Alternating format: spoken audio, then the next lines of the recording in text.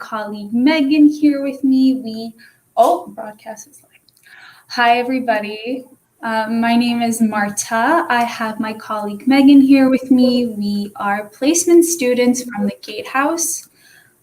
Just so that you guys know, we are in the Addictions and Mental Health program. And as I said, we're just placement students at the Gatehouse. So today we're going to be having a little discussion about mental health and self-care. And if there's any questions or comments that come up, please feel free to, shoot us a comment. We're open to any kind of discussion today. So I just want to do a little overview about what mental health is. And so mental health includes our emotional, psychological, and social well-being, right? So in a nutshell, it affects how we think, how we feel, and how we act, right? It's this state of mind that determines how we handle situations, how we react to others, and how we make choices in life. And I'd really like to stress the importance of mental health, right, in every stage of our life. So it starts off from the day we're born, our childhood, adolescence, all the way through our adulthood, right? And maintaining a positive mental health allows an individual to feel, best about themselves, to work productively, to realize their full potential in life, and to be able to explore new opportunities. So that is just in a nutshell what mental health is. Megan, is there any kind of comments that you'd like to add? Yeah, so just going off of what you said, mental health is a continuum, right? So there's good mental health, there's bad mental health, and there's in the middle.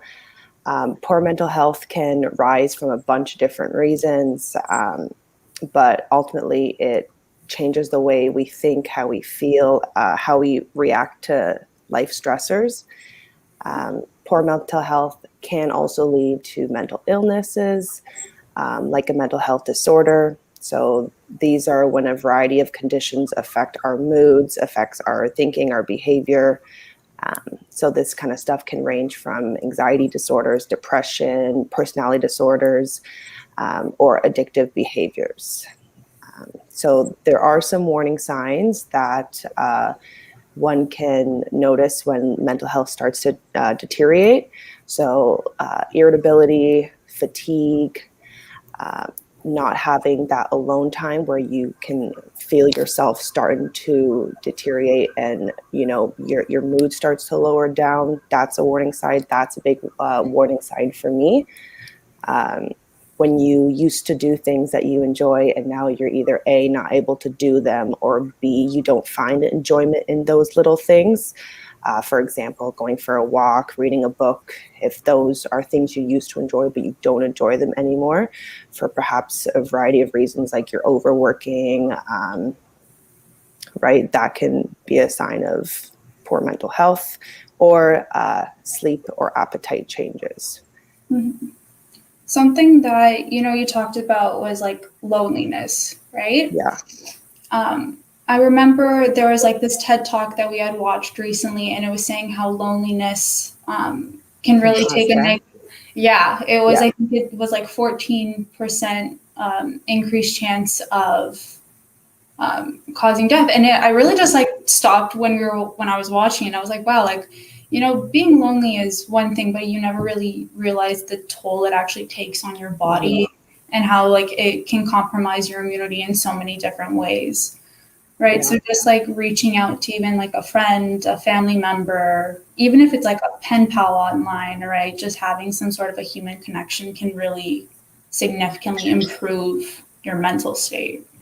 Yeah, I learned in my undergrad that social support, so like you said, friends, loved ones, that is the biggest buffer to stress. So social support really helps lower your stress levels, right? And we all know, like, when we have built up cortisol levels in our bodies 24/7, like it really starts to affect our psychological well-being, our mental health, all of it, right? But social support is number one.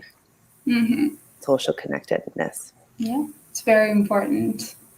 And like going off of what you're saying, like those warning signs, something else that like is very common is cognitive distortions, or what some people know them as deceptive brain messages, right? So those two words are interchangeable, but essentially those cognitive distortions are, well, Dr. Jeffrey Schwartz, sorry, from the author of You Are Not Your Brain, he defines them as these false, inaccurate thoughts. They're very unhelpful, distracting impulses and urges that take you away from obtaining your true goals and intentions in life, right? So these messages can set up this vicious cycle that take a toll on an individual, resulting in the development of anxiety, depression, relationship problems, and isolation as well, right? So in a nutshell, it could be viewed as like negative self-talk or inner critique,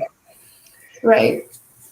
Yeah, the cognitive distortion. So anyone who are psychology majors or in a similar program from us, we've learned this CBT, cognitive behavioral therapy, really goes into cognitive distortions because they're like what you were saying, they're super unhealthy, right? So example is the all or nothing thinking or catastrophizing. So when you're thinking, if I don't do this, I'm a failure, right? Right. Like black or white thinking. If I don't do this, then I'm this, where that's not the case, right? Like, oh, this person didn't want to go out with me, I must be worthless, that kind of stuff. And, when we have that thinking pattern, it really starts to affect like our physical body, our mental body, our emotional, our spirits, right? I was going, oh yeah. So the You Are Not Your Brain. I liked this TED Talk because so what he talks about is essentially our brains. He kind of like gives hope for for people who are living with mental illness that, although your brain may be, you may be struggling with your thoughts, with anxiety, with depression, PTSD. He stresses that our brains can be rewired and they can be changed. So that's why you are not your brain. You are not your personality disorder. You are not your anxiety disorder, right? So I like that because he just kind of like puts emphasis on, hey, brains are malleable. They can be changed. They can be rewired. It takes awareness. It takes effort. Yes, but there's the light at the tunnel, right? And I think that like hopefulness is good to have. But yeah, these cognitive distortions, they can really like deteriorate and like affect our mental well-being, because if we're constantly telling ourselves that we are worthless and we are not good enough for for the job or for the partner or things like that, then we start to believe them. And if we believe that we're hopeless, then who's going to believe we're not, right? Yeah. So it's just important to And it's definitely hard that when you're in the moment, like as you were saying, Megan, like those examples for of sure feeling like you're worthless, unworthy of the love, connections, I'm not good enough. Like in the moment, it could really be daunting, right? To not believe that, right? Because with that thought comes this emotion, and then you react on that, right? So the one thing I really want to stress here is that these, as the name suggests, these are deceptive thoughts. You are worthy, you are loved, you are worth like all the happiness in the world, right? And I know in that moment it can feel like, oh my God, I can't do this, or I can't be this sort of person. Like you can. And as you mentioned, our brains can be rewired, and this great thing that Dr. Jeffrey Schwartz came up with was this 4-step method to overcoming those cognitive distortions. So to anybody who may be struggling with this, I'll just do a little brief explain what this 4-step method is. So it requires relabeling, reframing, refocusing, and then revaluing these thoughts. Right. So step 1, it's so important to be able to identify the cognitive distortion. For example, as saying, like, I'm not good enough to do this. For example, like, oh, I'm not going to apply to this job because I know I'm not going to get it anyways.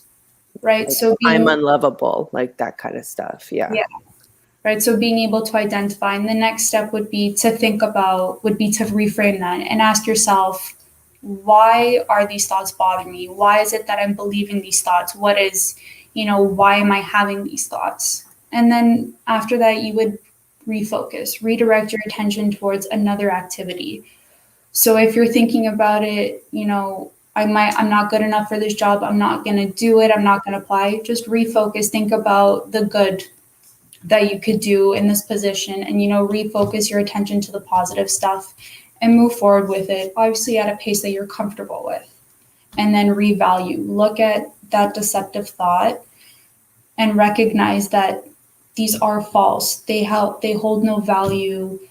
They do not define who you are as a person. It is just merely something that's holding you back from your full potential. And I can't stress enough that yes, this is very much easier said than done, but it is not impossible, right? And I want just everyone to know that there is a light at the end of the tunnel. And don't get me wrong, like everyone, you know, feels at times down, right? Like rejection.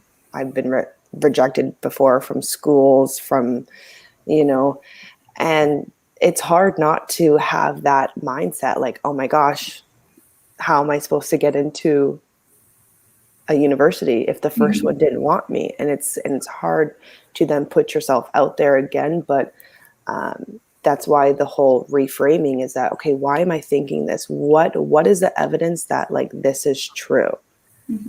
I've had like anxiety in the past about certain things, and I'm like, okay, but wait, why? There's absolutely no reason why I'm getting anxious about this, because I'm manifesting it in my own brain. There's no evidence that this is actually a thing and it's going to happen. I'm sort of doing it to myself, but like it's that cognitive awareness that, hey, this isn't happening in real life. I'm anticipating it. And I always feel like I'm self-sabotaging myself when I do that kind of stuff, so that I'm like my inner self is fighting with each other. Like, what are you doing? But it's again, like these like cognitive restructuring and awareness is key for noticing those thoughts and flipping that switch. Yeah. Like you said, of course, easier said than done. But that's why we're here, just kind of bringing awareness to that stuff and talking about what works for us. But some stuff that works for us might not work for everyone, of course. And yeah. It's so I was just gonna comment, like as you were saying, yeah, what works for one person doesn't work for the next. And even moving on later on to like self-care, even in mental health, it's all a subjective experience. Right? So just because I may be experiencing something completely different from the next person doesn't invalidate my feelings or the other person's in any way, shape, or form, right? These are, I don't even know how to describe it other than just saying that it's so subjective, right? Nobody can tell you not to hurt because of something, or everybody's different, right? And everybody heals differently as well. Yeah.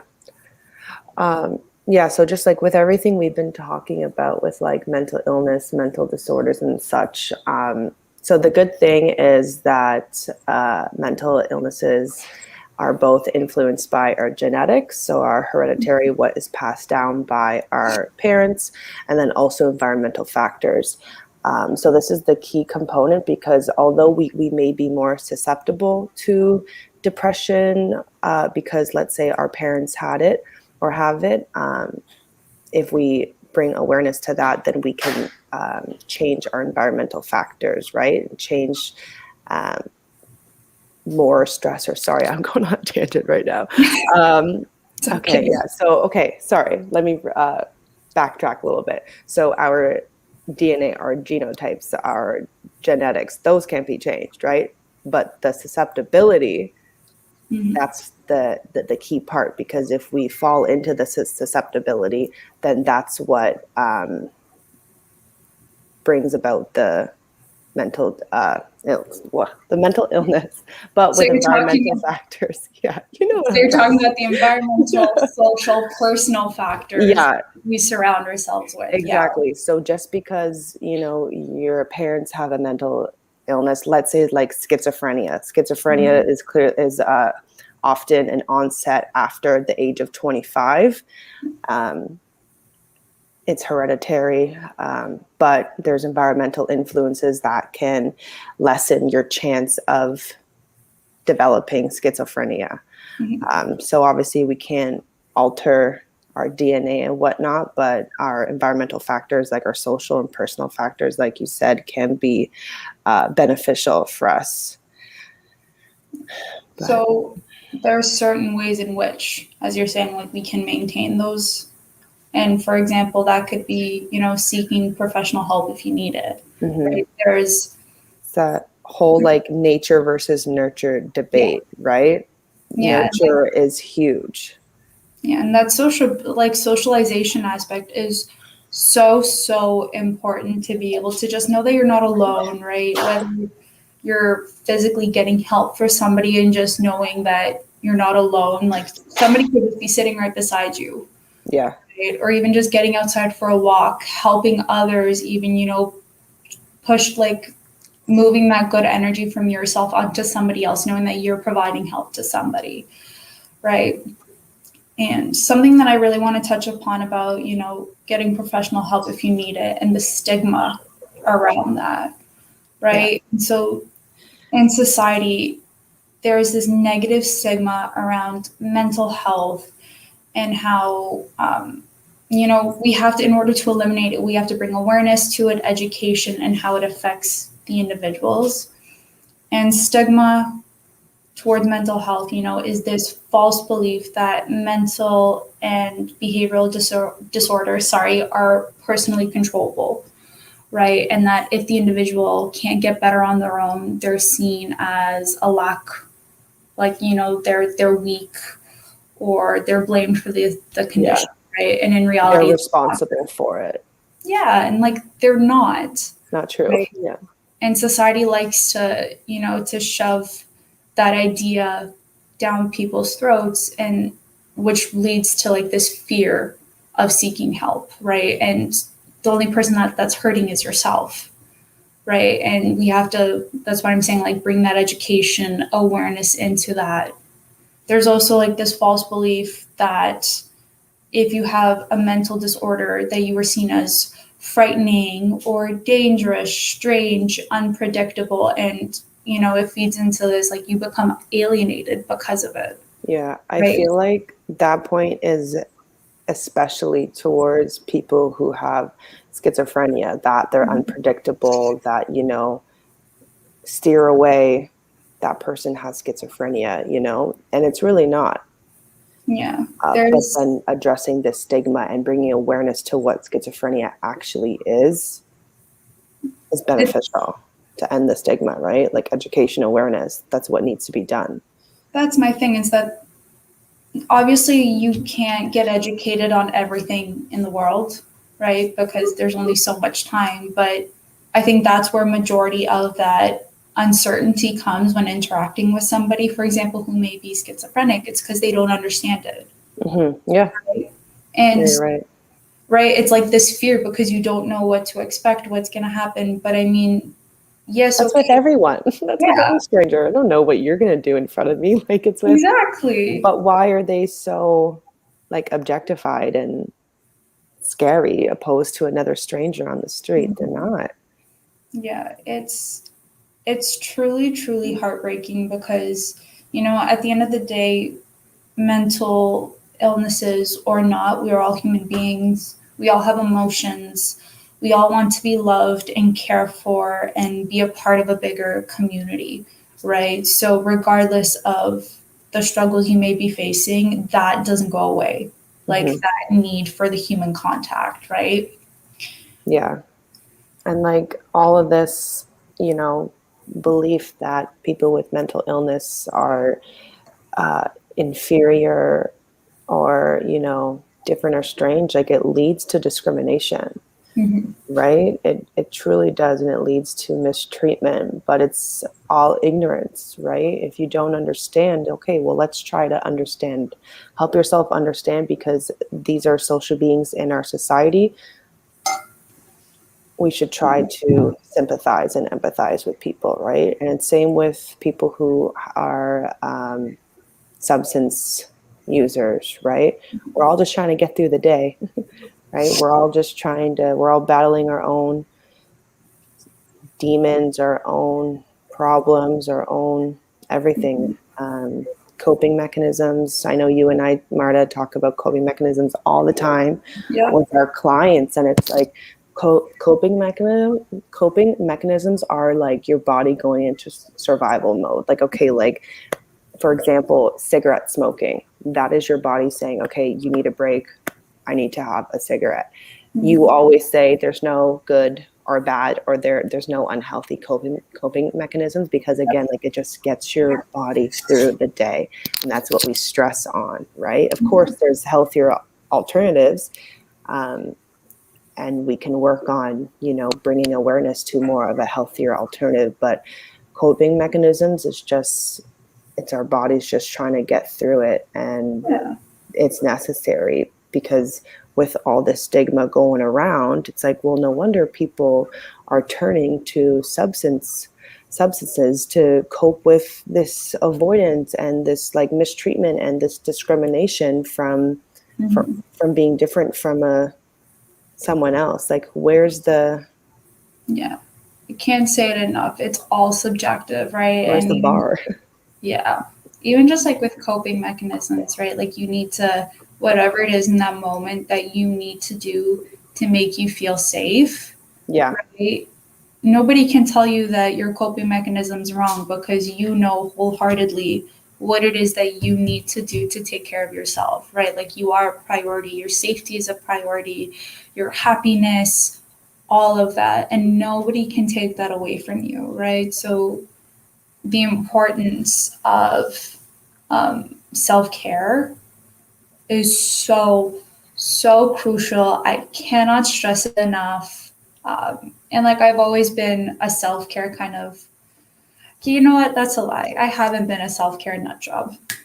But this last 2 years, I can't stress, like the last 2 years, it's been completely different. And my mind is like reborn in terms of it. But before I get lost in a tangent, I'm just gonna, for those of you who may be wondering exactly what self-care means, it's just taking time in your day to do things to help you live well, to be happy, to improve your body, whether it's physically, mentally, right? It's just taking care of yourself. And, Megan probably hears this enough from me. There's no self-care that is too little or too big for you to participate in, right? It's whether it's 5 minutes of just sitting on a couch and being like, I get to close my eyes for 5 minutes and not think about anything, or half an hour to like taking a bubble bath, right? It's so different for each individual person, and one form of self-care is not better than another. It's right. It's so important to help you live your best life too, whether it is just managing your stress, but it lowers risks of illnesses, increases your energy, and just overall helps you maintain a positive well-being. Yeah, for my self-care, and I did this a couple weeks ago, I was just like so overworked, right? And I'm just like, you know what I'm going to do? I'm going to put on my favorite show, which was Friends. And I laugh, like I have a different laugh that I do when I watch Friends. And I've watched it over and over and over. Like I know like essentially the entire script, but like I could literally like feel like my mental well-being just like increasing. I was like, I'm legit like experiencing what I talk about. But like again, like it's all the awareness, right? But one thing I just wanted to backtrack about stigma and talk about the stigma between genders. So for males and females, because mental health is, there's no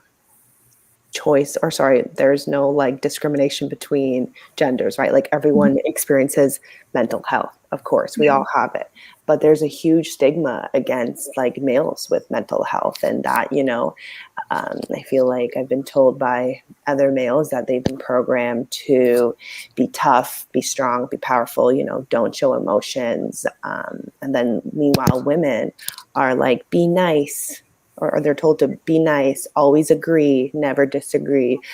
Women are overly emotional, right? So then it makes this deception that women are like more prone to mental illness, but it's like they both are.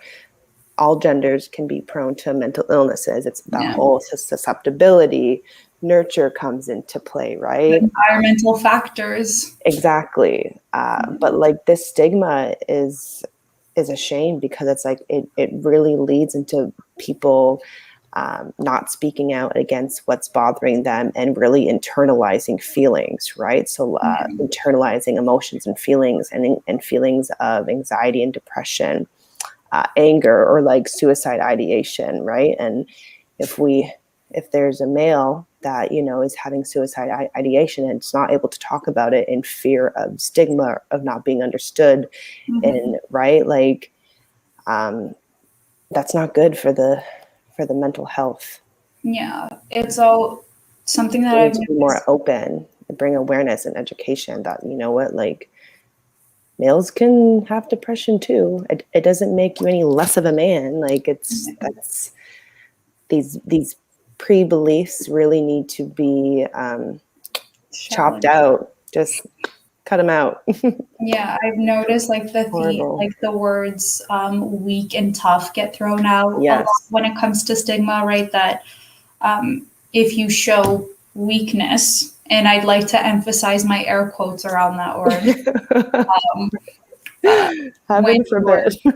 Sorry? I said heaven forbid, right? But it's like this notion that if you show that you are struggling, that you're being vulnerable about your struggles, you are automatically under the weak category. And it infuriates me on so many levels. Maybe it's because I have this background and like theoretically I know the struggle for somebody to come out and actually express that they need that. And I never look at this situation as like weak anymore. It's just, no, I think that's so much strength, right? To acknowledge that you are struggling, that you need help. Solely just asking somebody for help can be very hard for some people to do.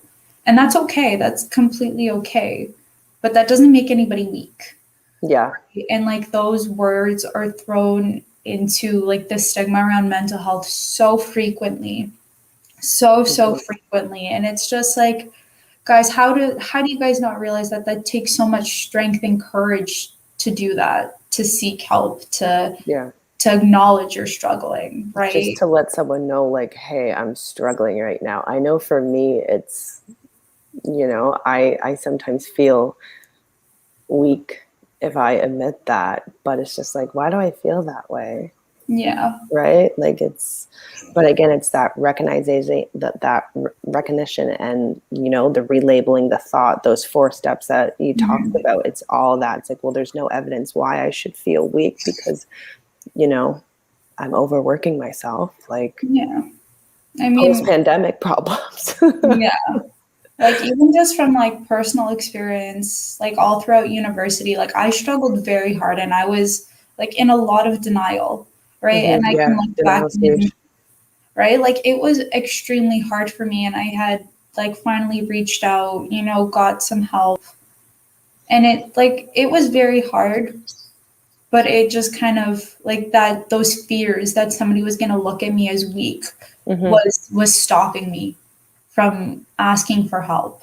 Yeah. And once I did it, there was nobody that looked at me and said that I was weak. Nobody made me feel like that. And I was so appreciative of that.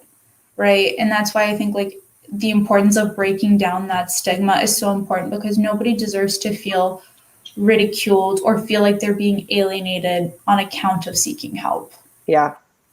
One thing I feel like at the Gatehouse we say a lot is thank you for sharing, right? Yeah. Just recognizing like, oh my gosh, you just shared something with me that only you know because it's only in your mind and you felt Mhm. comfortable enough to share that with me. Thank you, sort of thing, Yeah. right? Like I Yeah. know I say that now in like my personal life and in my day-to-day conversations because I recognize like, hey, like you're trusting me by sharing that with me. So Yeah. appreciation for that, right? Yeah. Um, so Marta, when you were having those experiences in university, what did you do to change that, like reframe that? Well, I mean, like I didn't actually like seek help like until about I think a year ago or such, but before then I turned to my roommate a lot. Yeah. Right? She was like a Social support, biggest exactly a buffer. social Yep. support, right? She Yep. like she knew exactly what I was going through. I knew I could trust her. She was very supportive and like, just even just me expressing to her that I was having struggles and she's like, whatever you need, I'm here. Even just to talk like that alone made me feel so much better. Mm-hmm. Right. And like as you were saying, watching Friends. Friends is so good. It was this Friends and I Love Lucy. Right? Like the old night like 50s black and white TV show holds so near and dear to my heart. It's such a feel good place for me. And whenever I'm feeling down, it's something that I go to um, for comfort or even just Mm-hmm. going for a walk, being outside. And oh boy, the amount of times I took my dog up to the place I was staying at for school and just having like my dog there and cuddling with him, just those things made me feel so much better, feel so safe Mm-hmm. and like content in that moment that I was. Yeah. I feel like, we're talking about like social support a lot right now. And just for people who perhaps might not have like a loved one or a friend to turn to, free agencies like the Gatehouse is one, right? There's other agencies that offer free confidential services that you can just talk to someone um, free of judgment. It's a safe space, right? They're not going to repeat anything you say. And I feel like that's really beneficial too. I know Mm-hmm. I feel like half the reason why I'm so sociable and whatnot and like free to speak about sort of whatever is in high school, I talked to a counselor and I thought we were like best friends. I thought she was like my best friend, right? It's just that like undivided attention that counselors give you. It's great. Just talk therapy. Like I am definitely a preacher of talk therapy, just talking out what you're feeling. And it's all whatever you choose to disclose. They're just there as an ear to vent to, right? With the Of course. pandemic, there are services over the phone that you can call, like there's distress centers.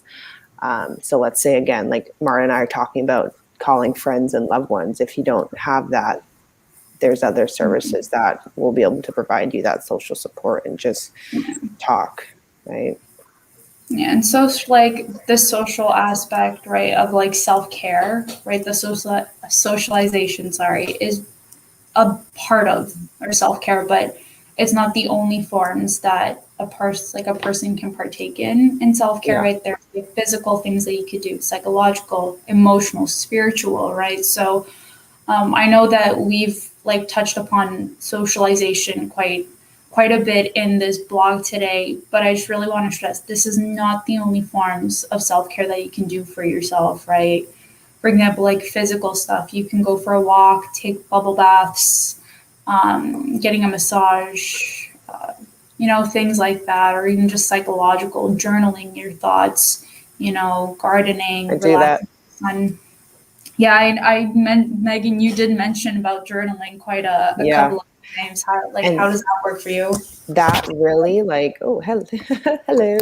That My, really like, that really reframes my thought, right? So if I'm Mhm. like in a like moment where I'm super like upset or angry, I write it down in a note in my phone Mhm. and I express. I feel like it's so beneficial because it's like if I want to send a text, writing it in my phone gives me the same like feeling and physical like thing that I'm sending a text, but I'm not actually sending the text, right? I'm writing it in my note.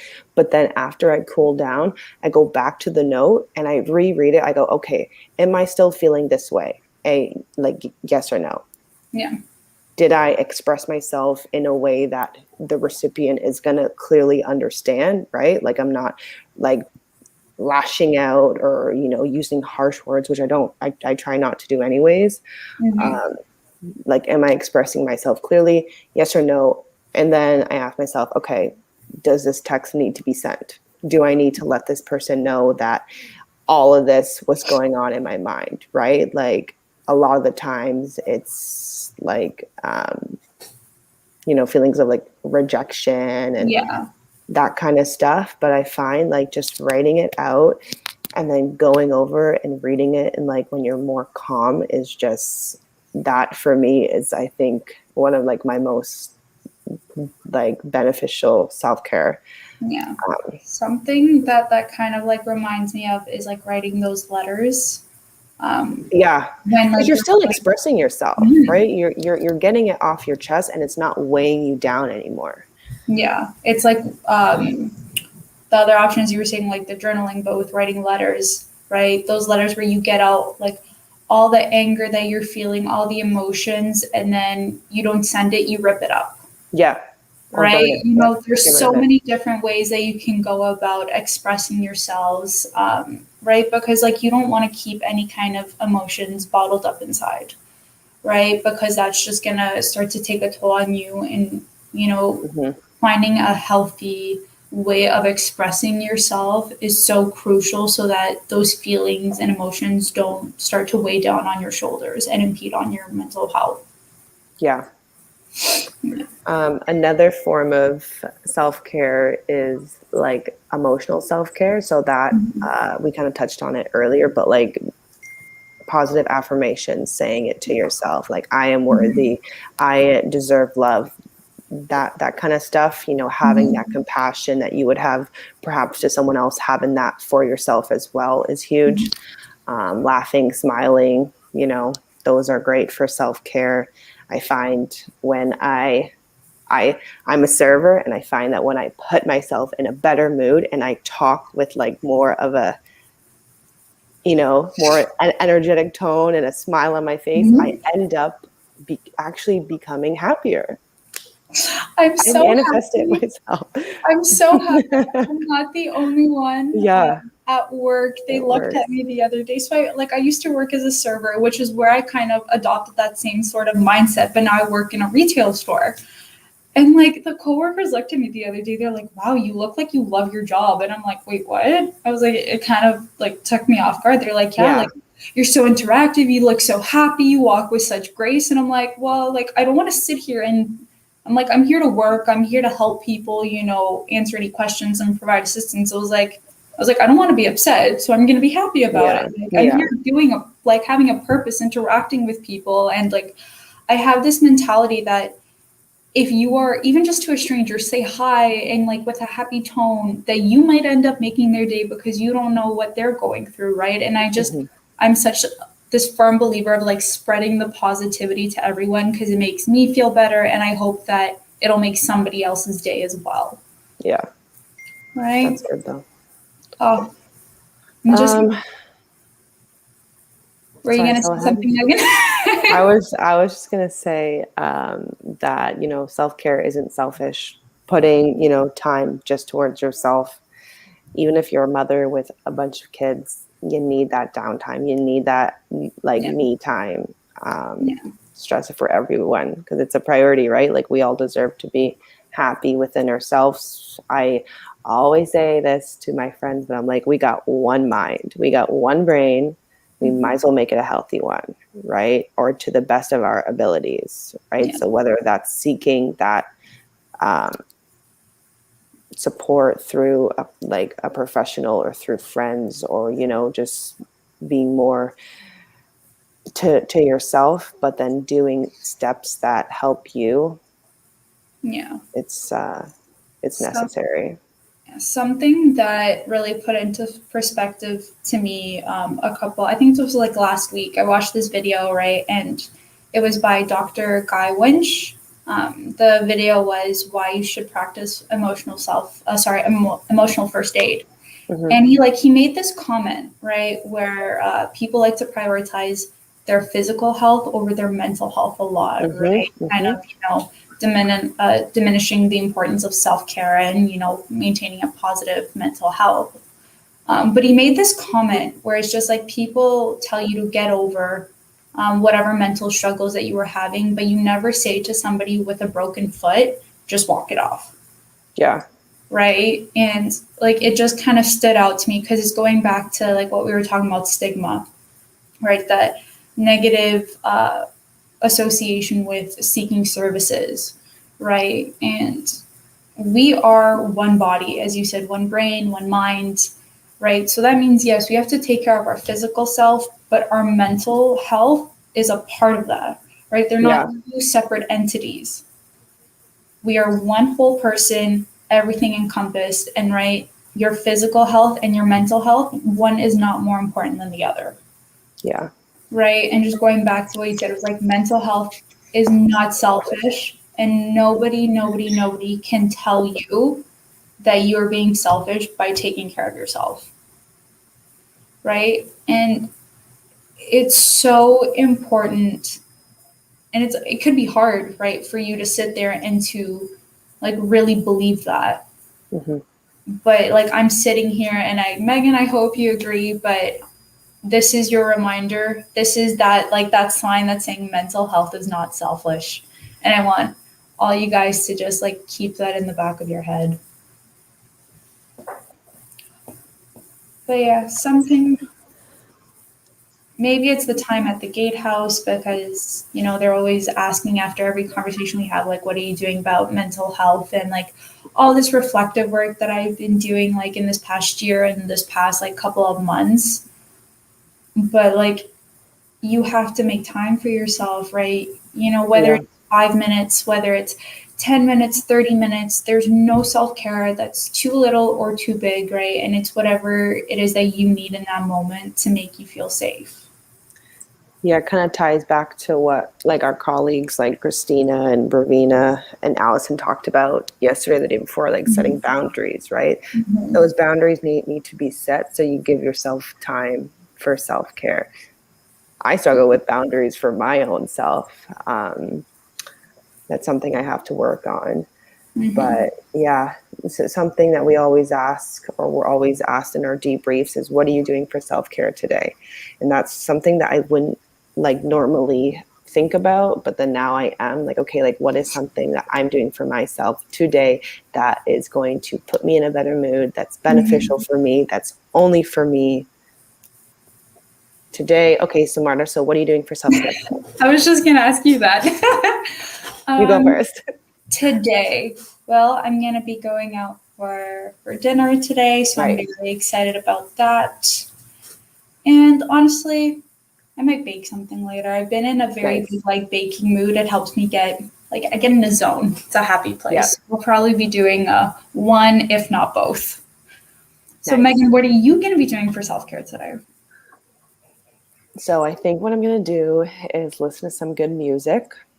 And make a good dinner because I work later. So unfortunately, I won't be able to nap or really do much of anything else like socialize. But I think I'm going to also grab a coffee today because I need one. Maybe Starbucks, maybe treat myself.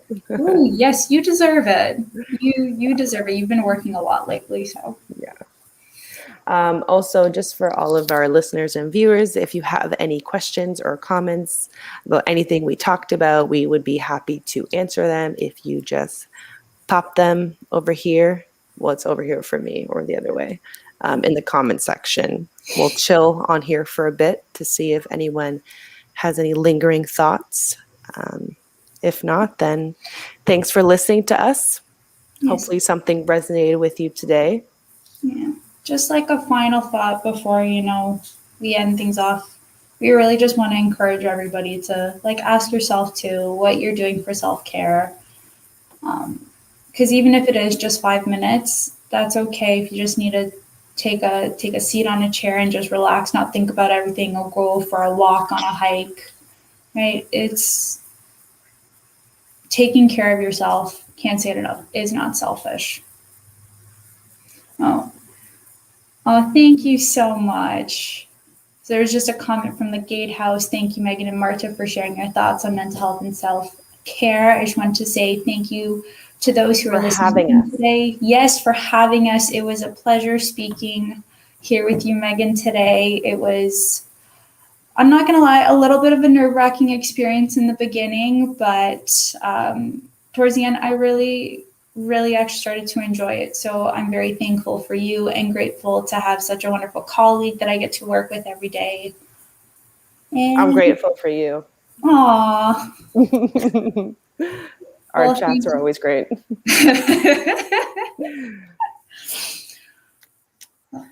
Okay, well, thanks for tuning in, everyone. Hope you have a wonderful Catch you later. Bye.